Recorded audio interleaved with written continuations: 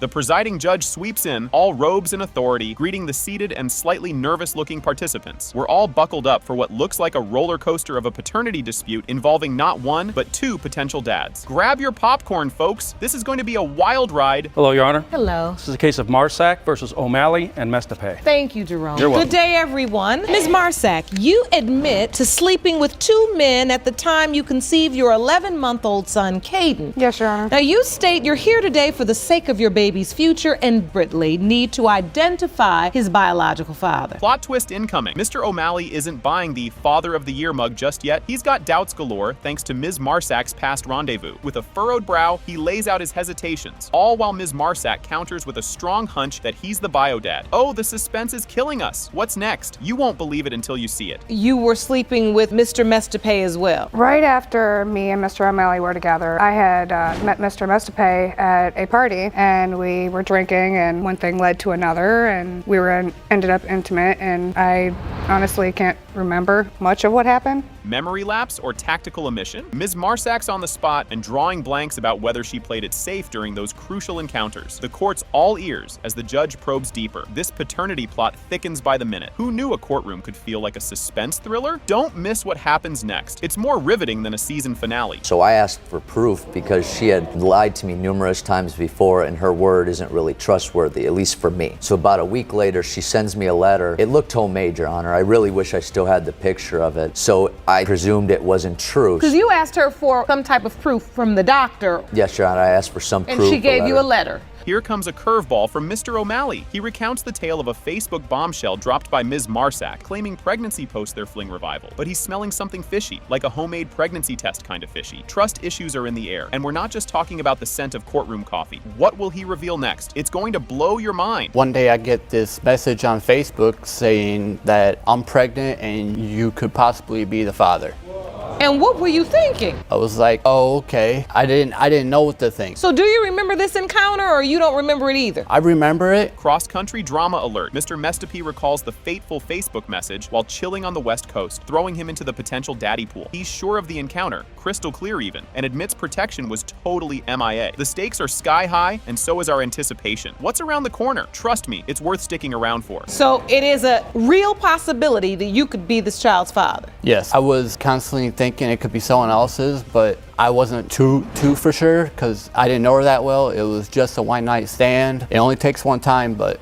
That's right. That's right. Grab the tissues. It's heartbreak time. Ms. Marsack lays bare her soul, talking about the loneliness and tough calls she faced during her pregnancy. Decisions, all made while juggling the joys and trials of single motherhood. Her story could tug a tear from a statue. But hold on, the emotional roller coaster is about to hit another loop. It's very hard. So I stood up and made the decision, to go ahead and do it. I made the mistake of doing what I did, and I have to raise that beautiful child. Being since I have no idea who could be his dad, I just said, I'll do it alone. I made the decision, and I did not contact neither one of them. Mr. O'Malley steps back into the confessional booth, admitting his not-so-hands-on approach due to paternity doubts and not wanting to commute from another state. Mr. Mestapay, on the other hand, is all in, playing dad like a pro. This courtroom is morphing into a soap opera set right before our eyes. And guess what? The next chapter is just around the corner. So, how have you been in Caden's life? Your Honor, I haven't been as much as I should have, but I didn't know. I understand Mr. Mestapay has been more of a father to Caden than I have, and I accept that. I was working out of state, so I didn't want to come back to Illinois to raise a child that I didn't know that was mine or not. And the drama escalates. Ms. Marsack insists there's a family resemblance that can't be ignored. Mr. O'Malley, however, is not seeing any family portraits in his future with Caden. The tension could be cut with a knife. Where will this family feud lead? Stay tuned, because the next twist is a real cliffhanger. My other two children, I refuse to have my child have a different last name than me and my other children. When you say you believe in your heart and your gut that Mr. O'Malley is the child's, are there any other reasons? Is it just looks? No, Your Honor, there is one big reason. My son does look just like his other baby. Mind you, my son is a week older than his other baby. Drumroll, please. The DNA results are in, and the courtroom holds its breath. It has been determined by this court that the biological father is Mr. O'Malley. Big relief, Your Honor. Big relief. Finally got the truth. I can feel that across the room. What do you want to do? Would you like to work it out? You need to step up. I will. What a start to the court session. The session begins with everyone taking their seats and greeting the judge. The case, Jackson Jr. v. the Jackson, is introduced. Jerome thanks the judge, and the audience responds with a "good day." Hold on tight, the story is just unfolding. Get ready for a roller coaster ride. Hello, Your Honor. Hello. This is the case of Jackson Jr. versus Jackson. Thank you, Jerome. Good day, everyone. Mr. Jackson, you say that 41 years ago, you were falsely accused of fathering a little girl, and that accusation has ruined your life, cost you tens of thousands of dollars, steady employment, and your health. It's heart-wrenching to hear Mr. Jackson's admission. Mr. Jackson admits he told Ms. Jackson about his doubts when she was young. He clarifies his relationship with her mother and the reason for his doubts. Despite his doubts, he acknowledges some form of relationship with Ms. Jackson, though not a traditional father-daughter relationship. The story takes another twist right after this. I was like 9 or 10 or 11 years old. You were having to process that information? Yes. Mr. Jackson, did you tell her that young that you thought her mom may have slept with somebody else? I did tell her I did. I had my doubt that her mom was young at that time and she was seeing more than one person. But you did have a relationship with Miss Jackson. Or It her. wasn't the kind of relationship that most daughters would have with their father. Was it? I considered him as a homie. Imagine finding out you're on a birth certificate without consent. Mr. Jackson describes the fallout with his wife after she found out about the affair. Ms. Jackson's mother included his name on her birth certificate without his consent. Mr. Jackson insists he never signed the birth certificate or attended any doctor's appointments for Ms. Jackson. The suspense builds as we delve deeper. I told her it was not my child, Your Honor. Did you say that because you didn't believe that was your child? Or did you say that because you knew you were married and you knew you were wrong? At that time, I believed a little both, Your Honor. Okay, that's honest. I want to know. Yes. So did your wife ever find out? Yes, she did, Your Honor.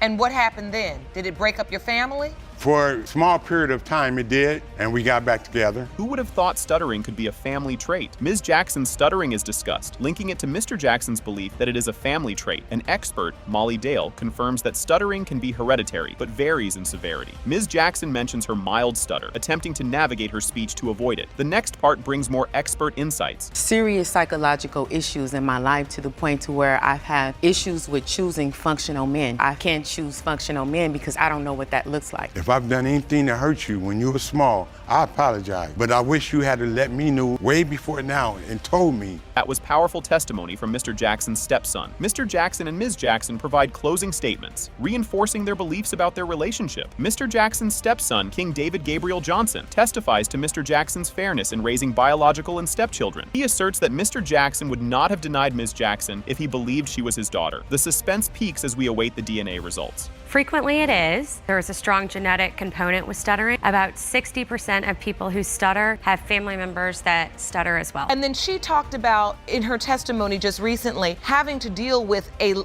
slight level of stuttering. Is the severity or lack thereof any indicator? Someone in a family who is severely, profoundly a stutterer, and then you can also have someone that is a mild stutterer as well. Here comes a twist with a heartfelt letter. Mr. Jackson admits to regretting not taking a DNA test earlier. He presents a heartfelt letter he wrote to the court seeking help. Judge Lake acknowledges the letter and prepares to reveal the DNA test results. The moment of truth is right around the corner. This is in my hand letter I wrote to read. May I see I that? wrote to the court to try to get help. So you sent this letter to the court in your home state? Yes, Your Honor, I did. And the letter reads, I don't have any amount that I can offer for compromise because I only get $1,352 a month. And there it is, the DNA test results. It has been determined by this court. Mr. Jackson Jr., you are her father. The case of Morris versus Brister kicks off with a bang. Mr. Morris confidently claims to be the biological father of the 29-year-old woman, Ms. Brister, standing across the aisle. Meanwhile, Ms. Brister is having none of it, stating she's been fed lies by her mother, Ms. Smith. And oh boy, the plot thickens from here. Hello, Your Honor. Hello. This is the case of Morris versus Brister. Thank you, Jerome. Good day, everyone. Mr. Morris, you say you are 100% certain that you are the biological father of the 29-year-old woman standing across the aisle and want this court to put an end to years of confusion, lies, and doubt. Is that correct? Yes, Your Honor. Well, here's a twist for you. Ms. Smith drops the bombshell that she and Mr. Morris are currently back together after a whopping 14 years apart. But don't get too comfortable, because despite their reunion, there's still a major paternity question hanging over them. Mr. Morris explains he rushed back to town after hearing Ms. Smith was pregnant with his child. Buckle up, because the drama is just getting started. What is the status of your relationship right now? Well, we're back together. You are. Yes. Yes. We're a couple. After how many years? 14 years to be precise. 14 years. Yeah. And now you're back together. Yes. But there's still this paternity issue hanging in the balance. Whoa, this took an unexpected turn. Ms. Smith confesses she told Mr. Morris that none of her children were his, and she had her reasons. Apparently, she wasn't keen on rekindling their romance. Meanwhile, Ms. Brister shares that she was always told the man on her birth certificate was her father, and just like that, the mystery deepens. And trust me, there's more where that came from. We had an issue, and she told me to my face that, none of her children were mine. So I left. So how old was Ms. Brister at this time? I would say she had to be 5, maybe 5 or 6. So, Ms. Smith, you remember telling him that Ms. Brister was not his child? Yes. Now, this is where things get really interesting. Ms. Brister pulls out an exhibit, a timeline that outlines the conflicting information she's received over the years. She remembers taking a DNA test as a child, but has no recollection of the results. Different men have been suggested as her father, turning her life into a real-life soap opera. And guess what? The confusion is far from over. That he wasn't my father. You brought an exhibit for the court? Yes, ma'am. I'd like to see it, please. This is just a timeline of some of the things that she's told me over the years. I've always known the man on my birth certificate to be my father. Wow, this is heavy stuff. Mrs. Smith tearfully explains that she lied to protect her daughter from the harsh realities of life with Mr. Morris. She wanted to shield her from his criminal lifestyle and the chaos that came with it. The court understands her intentions, but the lies have caused a whirlwind of confusion. Get ready, because the next part is going to hit hard. That's how I remember. And then in 2015, your mother tells you that a deceased man, Mr. Woods, could be your father. Yes, Your Honor. You may step back over to the Right. podium, ma'am. This is confusing. It really is. It's very confusing for me. And I can see how much that hurts you. It's hurtful.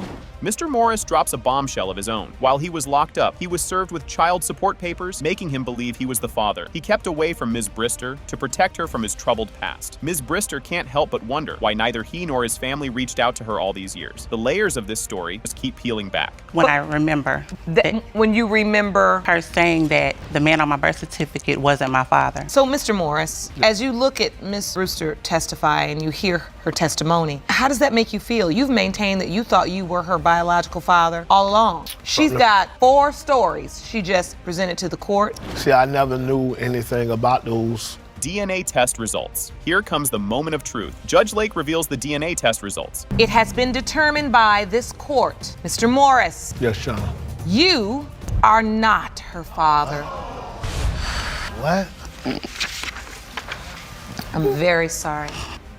Oh boy, here we go. What an intense start to the court case. The court case begins with everyone being seated and the introduction of the case, Thomas v. Nelson. Ms. Thomas is introduced, and it's stated she had 5 children with the defendant, Mr. Nelson. She claims he cheated and now questions the paternity of their youngest child, Jakai. Buckle up, folks. This ride is just starting. Ms. Thomas, you claim you spent 6 years in a relationship with the defendant, Mr. Taylor. In return, he cheated on you and is now questioning the paternity of your youngest child, 8-month-old Jakai. Here comes the heat. Things are really heating up. Ms. Thomas blames the relationship's failure on Mr. Nelson's cheating throughout their entire relationship. She questions why she endured the hard times and tried to make it work for the sake of their children. The judge probes deeper into why Ms. Thomas tolerated the infidelity. The plot thickens. He cheated on me throughout almost our whole entire relationship. Why wouldn't you want to make something like that work with somebody you had all these years with? He gave up the relationship. I wish it was that easy for me during them times to just throw it away. It was easy. I asked her, Your Honor, I said, are you gonna leave this guy alone? She said no. I even threatened with her. I was like, if you don't leave him alone, I said, I'm gonna go back to North Carolina. She was like, that's on you. Can you believe this drama? Unbelievable revelations keep coming. Mr. Nelson accuses Ms. Thomas of being unfaithful, citing evidence found in her belongings. He questions her late-night outings and changing behavior. Ms. Thomas responds, asserting she was always there for the children despite the accusations. The tension continues to build. Ms. Thomas is with another guy? Yes, that's How what did I'm you trying find that out? The dude's picture was popping up on her phone. It didn't start like that. He decided to leave because at that Why did I time leave, though? we did grow apart. I used to find stuff on her purse and everything. She'd be like, I'm going to work today. He'll come back and be like, you like this outfit right here? I'm like, yeah, where you going? You work? If anything, I've been here with the kids all day long, all 4 of them.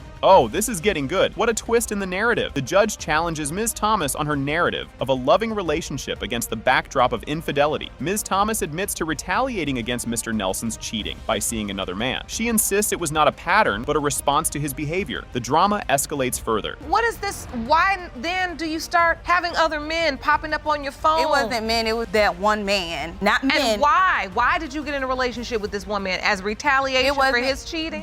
So he seen how I felt all them years he cheated on me. He felt it. Brace yourself for this one. You won't believe the evidence presented. The judge confirms the ovulation and intercourse dates aligning with Ms. Thomas's testimony. Mr. Nelson is asked if he recalls the dates, but admits he does not. Ms. Thomas continues to assert that Mr. Nelson was the only person she was with during the conception period. The plot thickens even more. On my tractor, Your Honor, every as time I you messed with him, she said that's why every time she had sex with him, that's why she put it on the calendar like that. In October, it looks like around the 28th is when your cycle begins. Yes, Your Honor. That was a bombshell. Mr. Nelson admits to reviewing Ms. Thomas's calendar and finding discrepancies. He recounts Ms. Thomas admitting to past slip-ups. Ms. Thomas defends herself, explaining she was honest and transparent about her actions. The drama continues to unfold. Yes, Your Honor. Do you remember those dates, Mr. Nelson? No, I do not, Your Honor. I had went through her phone. She was like, every time I had sex with him, and this is after you left, I started having sex with this guy. So I was like, all right. So then I went back further in her calendar. I'm like, so what's these days for? She was like, because I said, so we was together then when you was doing it. She was like, okay, so well, I had a slip up. The plot just thickened even more. Ms. Thomas claims Mr. Nelson initially accepted the pregnancy and even announced it to others. She asserts his denial only started after meeting Ms. Campbell. Mr. Nelson tries to justify his actions, citing their ongoing relationship. The story isn't over yet. Up until the time he met Miss Campbell, that's when he started denying my son. He was cheating on me with her. I didn't know about her until I found out she was calling him through Facebook because we were still messing around even when he was with her. This story is full of twists and turns. Ms. Campbell, Mr. Nelson's wife, testifies about discovering a video of Mr. Nelson with Ms. Thomas. She describes the moment she realized something was wrong based on their behaviors. Ms. Thomas confirms they were still involved during that time. More revelations await. I have text messages also that we still mess around still to this day. Oh, you mighty quiet now, Mr. Nelson.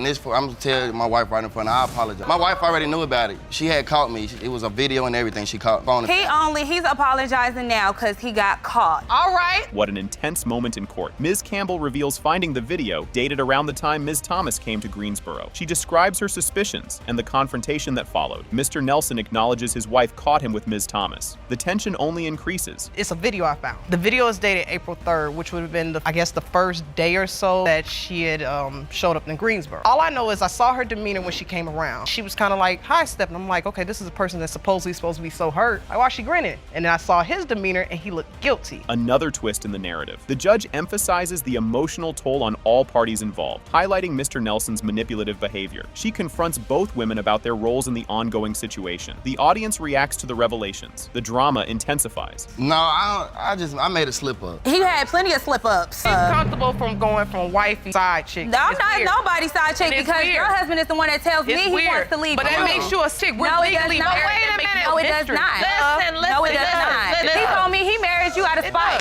No, I did. Let's get some order. Both of you all confused. He's sleeping with both of y'all, okay? So, look. Unbelievable what we just heard. Ms. Thomas expresses her desire for Mr. Nelson to leave her alone and focus on his marriage. She reveals his ongoing communication and attempts to reconnect. The judge asks if she brought any proof of these interactions to court. The plot thickens. I want him to leave me alone, honest. If he's gonna make his marriage work, let your marriage work. I'll try to move forward with my life. He calls me and tells me how much he misses me and wants to be with me. It's not the other way around. And I have messages. And if he wants to be with me— Did you bring the messages to court with you? Yes, Your Honor.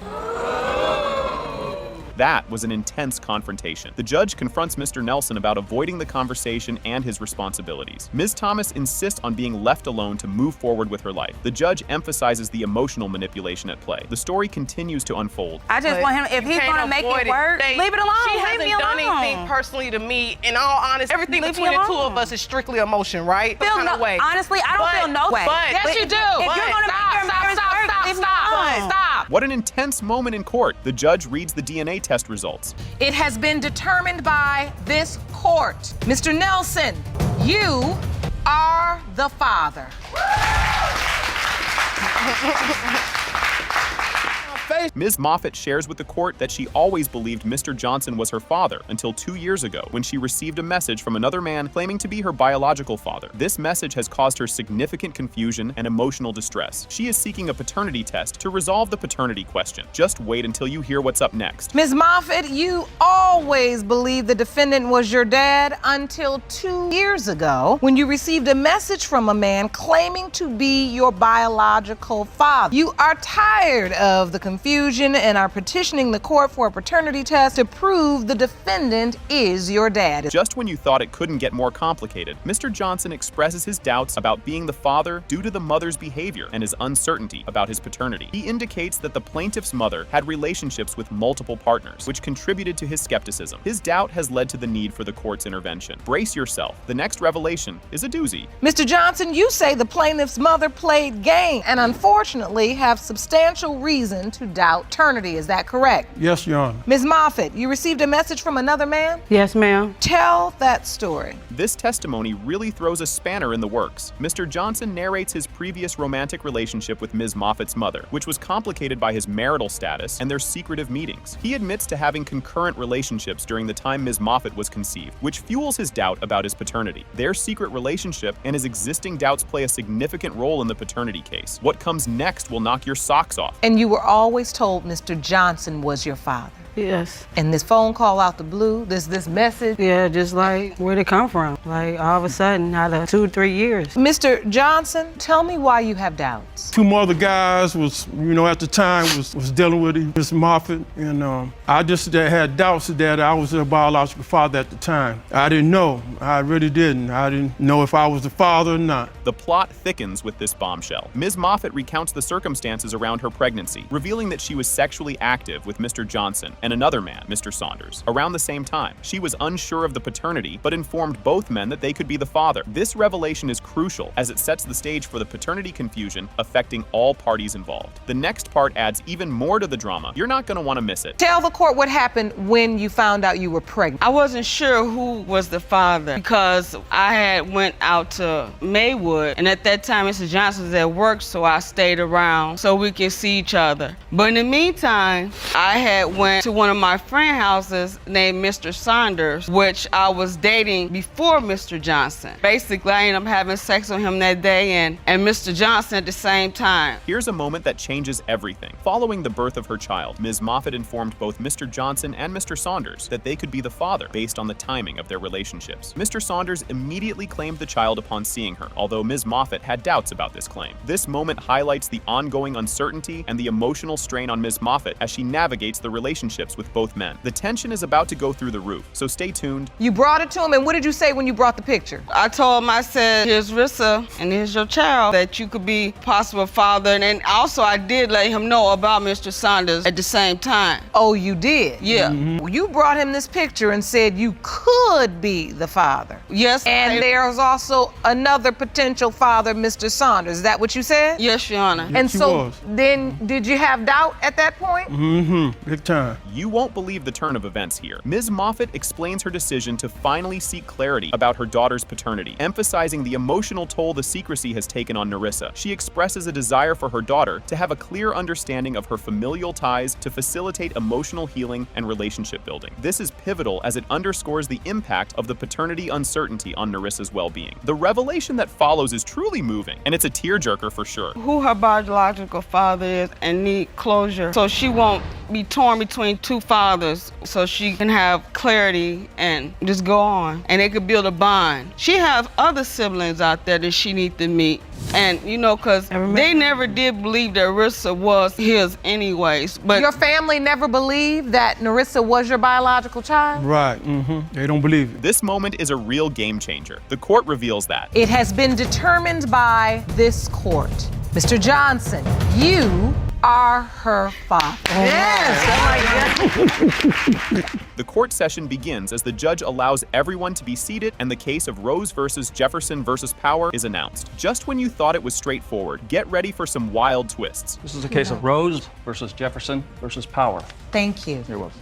Good day, everyone. Ms. Rose, you are asking the court for DNA tests on 2 men. Your on-again, off-again boyfriend, Mr. Jefferson, and his good friend, Mr. Power, who is waiting outside of the courtroom. Things are heating up quicker than a microwave dinner. Ms. Rose is also suing Mr. Jefferson for defamation, claiming he damaged her reputation at church, work, and within her social circle. Mr. Jefferson expresses his doubts about the paternity of his children due to Ms. Rose's history of infidelity. Stay tuned, it's about to get even spicier. Now, Ms. Rose, you're also suing Mr. Jefferson $5,000 for defamation of character. You claim he's ruined your reputation at church, your job, and with your entire circle of friends. Absolutely. Now, Mr. Jefferson, you say you not only question the paternity of your 3-year-old son, but you are also asking for the results of a DNA test on your 2-year-old son, Zayden, as well. As the backstory unfolds, hold on to your popcorn. Mr. Jefferson details his non-committed relationship beginnings with Ms. Rose, mentioning their mutual involvement with other people, including his friend Michael Powers. You think this is juicy? Just wait for the next reveal. We first got together, and every time we would break up, she would go right with my friend Michael Powers. And when she first got pregnant, we were both seeing other people at the time. Okay. You know? So non-committed relationship. Yes, very non-committed relationship at first. I didn't really commit to her until I found out she was pregnant. That's not true. This tangled web gets even wilder. Alicia reveals the complexity of her relationships, explaining how she was initially involved with Michael and later became serious with Kenneth, all while overlapping relationships without realizing the men were friends. Grab your snacks. The drama escalates. I met Michael first and was sleeping with him. We were kind of together, but not very serious. He fell in love with someone, moved on, and then I ended up with Kenneth. But I didn't know they were friends at the time. Okay. That's the thing. There was a point where I was sleeping with both of them at the same time. And then later, that probably went on for a good month. And then I ended up getting more serious with him. What happened is actually I stopped seeing Michael and committed to Kenneth. And then I ended up finding out I was pregnant about 2.5 weeks later. Enter Mr. Power, and the plot thickens like a good stew. Mr. Power is brought into the courtroom. He discusses his history with Alicia, including their initial encounter and subsequent interaction, admitting to the possibility of being Sire's father due to their past relationship. The stage is set for more bombshells, so keep watching. Mr. Power, thank you for joining us today. Have been having a discussion about Sire and who could possibly be his father.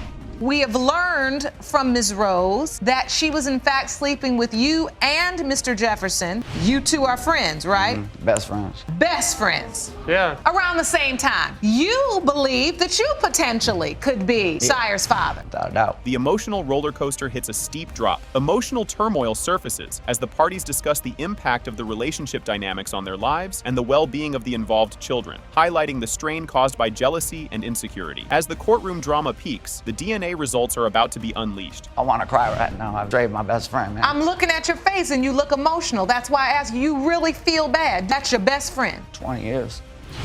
So what has this done to your relationship, Mr. Jefferson, with you and Ms. Rose? Where are you two at? We're kind of in a relationship. It's off and on rocky. So the outcome of these tests is going to determine the future of your relationship and your family. Take a deep breath. Here come the DNA results. Mr. Jefferson, you are the father. Thank you. Thank you.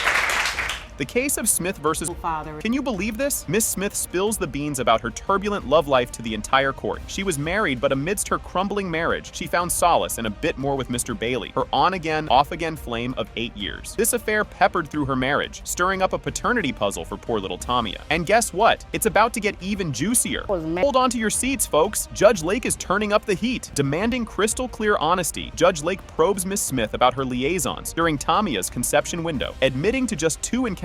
Miss Smith, amidst courtroom gasps, as Mr. Anderson strides into the courtroom, the plot thickens. Mr. Anderson, the notorious one-night stand, steps up to the plate, recounting his fleeting romantic encounter with Miss Smith. Despite admitting to the tryst, he casts doubt about fathering Tamia due to a medical condition he believes might prevent him from having healthy children. The courtroom is hanging on every word, and you should too, because this roller coaster is far from over. If you had sex with... Enter Mrs. Bailey, the wife of Mr. Bailey, adding her own flavor to this spicy courtroom saga. She confirms knowing all about her husband's escapades with Miss Smith, painting a vivid picture of a convoluted household where loyalty is as thin as the court papers. With both women pregnant at the same time under the same roof, the court session begins, and Jerome calls the case of Thomas Veer Zachary. Judge Lake greets everyone, and the audience is all smiles. The stage is set, and the courtroom is buzzing. Please be seated. Hello, Your Honor. Hello. This is the case of Thomas versus Zachary. Thank you, Jerome. Good day, everyone. Mr. Thomas, you claim you've been petitioning the court system for a DNA test for 15-month-old Hannah Thomas for more than a year now. Miss Zachary is not holding back. She boldly claims Mr. Thomas is the father of her daughter and tells him to step up and reunite their family. Her statement spices things up even more. Ms. Zachary, you claim Mr. Thomas is the father of your daughter, and it's time he step up to the plate and bring your family back together. So, Mr. Thomas, when did you learn you were going to be put on child support? 2 weeks ago, Your Honor.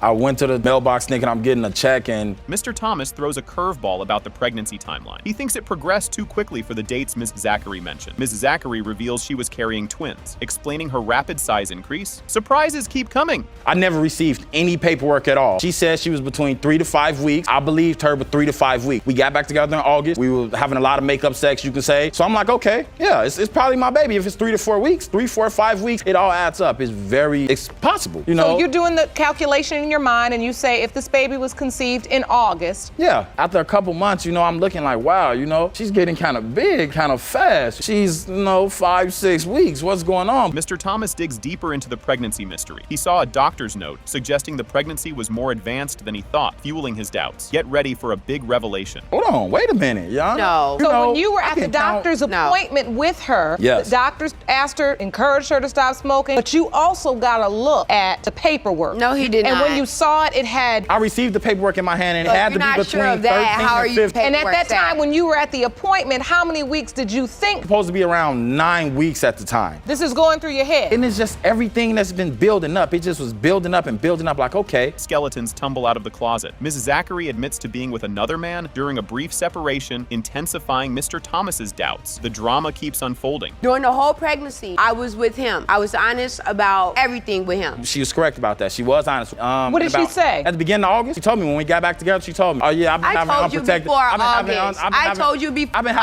She basically told me that she's been having unprotected sex with the guy. That was July, beginning of July. That was the beginning of July. With a guy that she was with a guy that she has pre. It's like a soap opera. Their relationship issues come to light with accusations of infidelity and mistrust. The story gets more tangled with each layer peeled back. The end of July, beginning of August. August. A dirty fighter, Your Honor. We've been together almost 6 years. I'm leaving out the house. I'm going to go to my parents' house for a while. Or you leave and you go with your mom or something like that. No, that's not a break. That was a break between us, and we were always back together within a month. So it was still no excuse. A break is not an excuse to go sleep with someone and have a child by someone else at all. After this, you still stuck by her. Exactly. And then you signed the birth certificate when you were at the hospital, am I correct? Yes, I did. The tension rises as they argue over fidelity and trust. Mr. Thomas questions paternity based on their breaks, and Ms. Zachary's interactions with another man. The plot thickens even more. Because you kept on saying you didn't know if she was yours. And I was honest. I told him that it was a possibility. Your Honor, Rakai's a dirty fighter. She's a dirty fighter. We just came and I go sleep on the couch and she's in the bed. She brings the deepest, darkest secrets, and they're true, to the light. And she will tell, these not your kids anyway. Why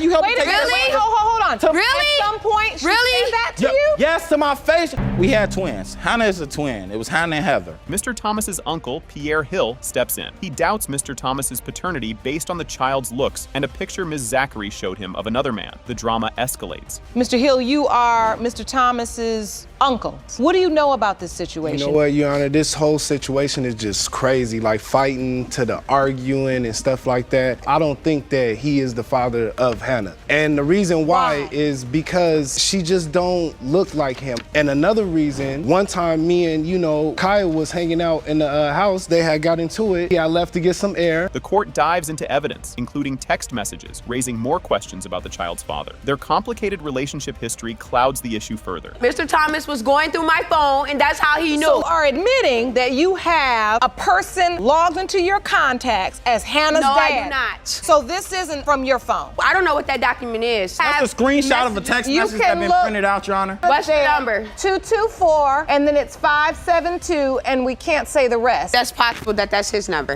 Is that your phone number, Mr. Thomas? No, my number starts 224-619. And now, the moment we've all been waiting for, the DNA test results reveal. It has been determined by this court. Mr. Thomas, you are her father.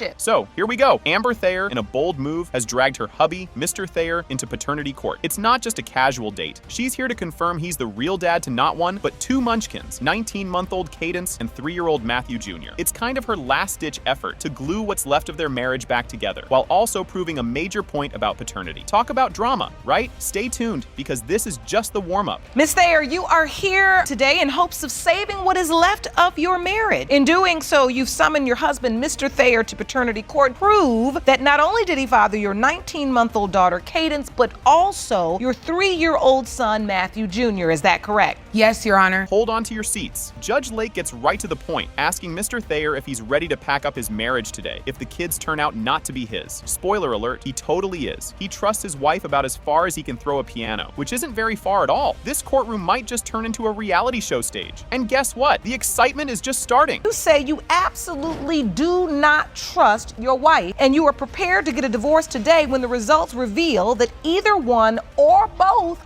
are not yours. That's correct, Your Honor. So, Ms. Thayer, what is the current status of your relationship with your husband? We don't even have sex anymore. What married couple doesn't have sex? Oops, they did it again. Amber talks about discovering she was pregnant with Matthew, despite their no babies plan, which apparently was more of a maybe baby plan, given their approach to contraception. Judge Lake can't help but point out the obvious. No protection, no surprise. The plot thickens as we dive deeper into the web of doubts Mr. Thayer has been weaving. Stick around. The revelations are about to explode. I didn't know what to say because I wasn't planning on having any more kids. I mean, I had 3 girls already, so I was already a single mom. Were you all using protection? No. Well, then you were planning on having another baby. That is correct. And then I believe she was pregnant before we even got together because Matthew was born 3 weeks early. Cue the dramatic music. Mr. Thayer shares his side, feeling duped and dubious because Amber got pregnant at a time when their romantic rendezvous were as rare as a calm day in their house. His heart's on his sleeve, his fears on display, and boy, does it make for compelling viewing. The DNA results are looming, and you won't want to miss what's next. When was Matthew born? May 18th. Oh, so there's your doubt. Yes, ma'am. And look, babies do come early. So, but you claim she was with somebody else approximately 3 weeks before. Yeah. See, you feel emotional because it hurts. I mean, I love him or I wouldn't have married him. This is the person that I want to spend my life with. This is my first child too, Your Honor. I was excited. I didn't have no kids, I didn't have a family or anything, and she was gonna give that to me. Twist alert, Judge Lake drops a bombshell. They ran a lie detector test on Amber because why not add more suspense? This court isn't just about DNA, it's about truth, lies, and the occasional dramatic pause. The tension could be cut with a knife or maybe a gavel. Fasten your seatbelts. The results are about to make a big splash. Your doubt surrounding Cadence. That is your younger child. You all have 2 children together, potentially. Yeah, because at the time that she was conceived, we weren't really having sex. Find out she's pregnant again and immediately doubt. Yes. How are we gonna have a kid if we don't have sex? So you testified earlier, Ms. Thayer, that you were in a sexless marriage. Yes. I mean, when he's talking about with Cadence, I uprooted my whole life for him. Are you ready for this roller coaster to go off the rails? The lie detector test paints Amber as less than truthful, stirring up a storm of trust issues that makes Hurricane Paternity look like a gentle breeze. This key moment cranks up the drama to an 11, challenging everything we thought we knew about their situation. And believe it or not, there's still more to come. So we did, in fact, have her meet with a licensed polygraph expert. Let me have those lie detector results, please. Judge. Ms. Thayer, you were asked, in the last 4 years, have you had sexual contact with anyone other than the 2 men you have previously disclosed? You said no. The lie detector determined you were being deceptive. Here it comes, the big finale. Mr. Thayer, you are the father. Told you. The tension is palpable as the court session begins. The case of Lee v. Lee kicks off with a classic family drama where the Lee siblings are at loggerheads, doubting whether their supposed brother, Patrick Lee, really shares the same father. The father in question is none other than Charles Lay Sr., a legendary football player known for his moves on the field and apparently some controversial plays off it. The judge rolls out the welcome mat and gets the show on the road, introducing the players in this familial feud. Just when you think it's straightforward, the complexities begin to unfold, hinting that we're in for quite the emotional emotional roller coaster. Good morning. This is a case of Lee v. Lee. Thank you, Ron. Good day, everyone. Mr. Lee, you and your siblings claim the defendant was not fathered by your dad, Charles, a former professional football player and two-time Super Bowl champion who sadly passed away 10 years ago. The backstory hints at hidden family dynamics, thick with plot twists. Patrick paints a Norman Rockwell picture of his childhood, claiming Charles Lee Sr. was a constant presence, a father figure from day one. However, whispers and doubts about his paternity circulate due to his distinct lack of family resemblance. Imagine being the only apple in a basket of oranges. The dialogue raises more questions than a late-night infomercial, questioning the very fabric of familial knowledge and recognition. Watch how the story takes a twist next, and trust me, it's juicier than a daytime soap opera. Did you know that was a football star, a Super Bowl champion? Did you know these things about his life? In the beginning, I didn't know. People would come up to me and tell me, you know, your father is... Excuse me, if you... wait a minute. If that's... he had you all your life and you didn't know and you was hanging out with him, oh, my father was the type of person he'd tell you about the story. Everybody in Albany know my father. So if you his son, you don't know, you didn't know at first? As the inheritance question looms, tensions rise like dough in a baker's kitchen. The siblings suggest Patrick's sudden urgency in proving his paternity might be linked to potential inheritance or other juicy family secrets simmering under the surface. Patrick whips out his birth certificate like a magician pulling a rabbit out of a hat, with Charles Lee Sr.'s name proudly inked as the father. The siblings counter with a hefty dose of skepticism, stirring the pot and hinting at underlying family tensions that could give reality TV a run for its money. The atmosphere gets even more charged as we move forward, so grab your popcorn because the drama is just getting started. And let me see what I can get done with. In your honor, Now, listen. I can say this. My father would bring home a stray dog and raise the dog. Well, this is not a dog. Right, but what I'm saying, but this is what I'm trying to say to you. I get what you're saying. Whether he knew definitively or not, this was his biological child. He basically would look at him as a young man in need. That was him. If it was a question, then why is my father's name on my birth certificate? Your father's name is on your birth certificate. The courtroom is on edge as DNA results are about to be revealed, and the stakes are as high as the Empire State. Emotions run higher than a kite on a windy day as Judge Lake steps in to restore order, turning the court into a no-drama zone and refocusing everyone on the real purpose of the gathering, to untangle this genetic knot through DNA testing. The courtroom buzzes with tension as both parties await the DNA results, the suspense thick enough to cut with a knife. The judge emphasizes the weight of the family legacy looming over the proceedings, a legacy wrapped in scandal and mystery. The outcome is next, and it's more dramatic than a season finale cliffhanger. Well, you know what? As much as you have been talking Charles Lee Jr. this morning, I will say what you just said was so correct. I see you all, it's an emotional day. You're dealing with the legacy of your father. You're dealing with things that adults created, situations adults created in the next generation. Right. And it's not easy because you don't understand how all this happened and what it all means. That's what I'm trying to help you understand. Anticipation reaches a peak with the DNA results on the way, and the atmosphere is as charged as a high-voltage power line. The DNA test results are finally unveiled. Has been determined by this court that Charles Lee Jr. and Carla Lee are not related to Patrick Lee. Lord Jesus, Lord Jesus, but I love you. We're not doing this. Please, Patrick. Contact, please step over there. That was tough. The court case of Mason versus Malone begins with introductions. The judge, the unflappable Judge Lake, calls the session to order, and the plaintiff, Mr. Mason, jumps straight into the deep end, outlining the case's significance, stating it will determine his future relationship with the defendant, Ms. Malone. Everyone's on the edge of their seats already. Mr. Mason, you say today will determine the future of your relationship with the defendant, Ms. Malone, when you set up a watchdog, keep tabs on Ms. Malone, and discovered that she had men coming in and out of the house while you were at work. And now you believe 1-year-old Avery is not your daughter. Ms. Malone, you admit to cheating on your boyfriend, but are positive he's Avery's father. Today, you are hoping the DNA test will restore your relationship. Hold on to your hats, it gets wilder. The backstory of their relationship unfolds. They met online and quickly moved in together, but issues arose when Mr. Mason discovered Ms. Malone sneaking around. This caused him to question her faithfulness further, leading to the current paternity dispute. Just when you think it couldn't get any messier, it does. Results are real important to me because I really want to know if Avery's really mine or if she isn't. I want to understand the nature of this relationship. Me and Miss Malone actually first met a website. I took her out on a date. So this started out as a regular courtship. Yes, You Your went Honor. on a date. Yes, Your Honor. And Ms. Malone had a great relationship in the beginning. Yes, ma'am. You can cut the tension with a knife. Despite their troubled relationship, both parties still live together, albeit off their relationship. This living arrangement creates tension and awkwardness, particularly because Mr. Mason still wants to be there for Avery and hopes for reconciliation. Next up, things spiral even further. Stay tuned. We've been on and off for 3 years now. Right now, we're off.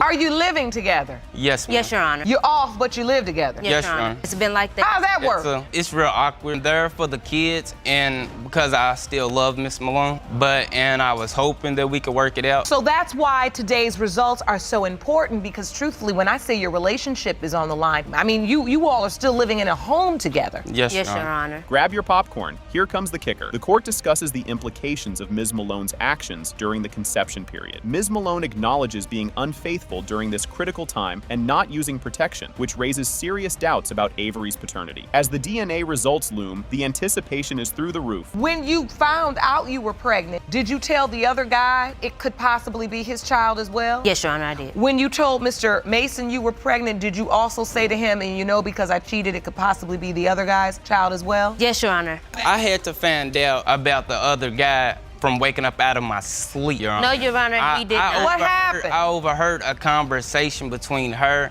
and another individual. The plot thickens, and oh, how it thickens. Emotional tensions escalate as Mr. Mason reveals he made a public announcement about Ms. Malone's pregnancy and suggested the child might not be his during a gathering with friends and family, deepening the personal and public nature of their conflict. Brace yourselves. The DNA results are up next. However, I told him as soon as I found out I was pregnant with her. He had so much anger, he decides to announce it with a room full of our friends and my mom. Your Honor, I had anger for the simple fact that I was working all these hours trying to provide for my family. And she's sneaking with different guys in and out of the house. And so you made an announcement? I just announced that she was pregnant. The judge announces the DNA test results are in. It has been determined by this court. Mr. Mason are the father.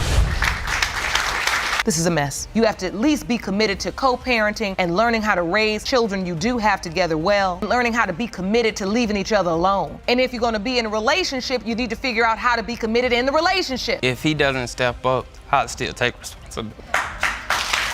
This introduction sets the stage for a dramatic paternity dispute. Introduction of the case. Taylor versus Orr. The plaintiff, Mr. Taylor, claims he had a brief romantic relationship with the defendant, Ms. Orr, who later informed him of her pregnancy and expressed doubts about the paternity because another man was present at the birth. The tension ramps up quickly from here. Mr. Taylor, you say that you had a whirlwind 2-week romance with the defendant. She called to tell you that she was pregnant with your child. You say another man was at the hospital for the baby's birth, and therefore your DNA test will come back negative. Ms. Orr, you say you are insulted that Mr. Taylor is even asking for a paternity test. You feel Mr. Taylor is just trying to dodge his responsibility. Just when you think you've heard it all, the communication breakdown emerges. Dispute over paternity announcement. Ms. Orr contacted Mr. Taylor through Facebook to announce the pregnancy, which Mr. Taylor disputes, claiming the notification was made via a phone call. The disagreement highlights the breakdown in communication following their brief relationship. Watch how the conflict deepens in the upcoming moments. Through Facebook to let him know I'm pregnant. No, so wait a minute, by the time you find... Let me know she was pregnant. She called me over the phone to... Did you say the baby is yours or it could be yours? Could be yours. No. Could be. She has done nothing but sit here and tell me this is nothing but my child. I have been here. She has ran from the DNA. If it's such doubt and everything, if he is mine, why do you run from a DNA test? I do not know. As suspicions escalate, the courtroom drama intensifies. Hospital scene and paternity doubts. Discussion of who was present at the hospital during the birth, raising further doubts about the paternity. Ms. Orr had another man in the room, described as a potential godfather, which intensified Mr. Taylor's suspicions. The unfolding story takes a surprising turn next. How did you have time to notify the godfather and not the biological father? A family member contact my friend. You're accusing him of not being there, and yet you are blocking him from being there at the most important moment. I don't understand. Because the nurses was talking to me at the time. I couldn't really talk to my family members. The nurses were talking to you for a week straight? Telling me everything, pretty much. The controversy over social media posts adds another layer of intrigue. Social media controversy. Mr. Taylor posted pictures with the baby on Facebook, claiming his paternal bond. However, Ms. Orr demanded he remove these photos, causing further conflict and suspicion about her motives and the baby's paternity. Stay tuned for a twist that changes everything. Looks like you do want to be a part of this child's life. If you are the biological father, you intend in to be a part of baby Eric's life?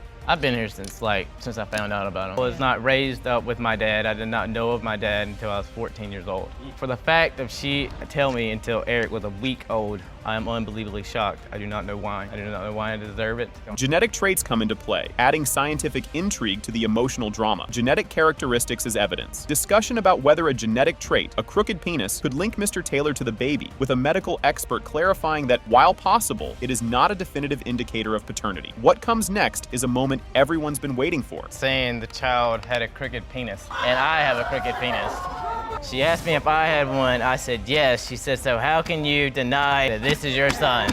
So she said, all I have to say is I hope nobody brought an exhibit.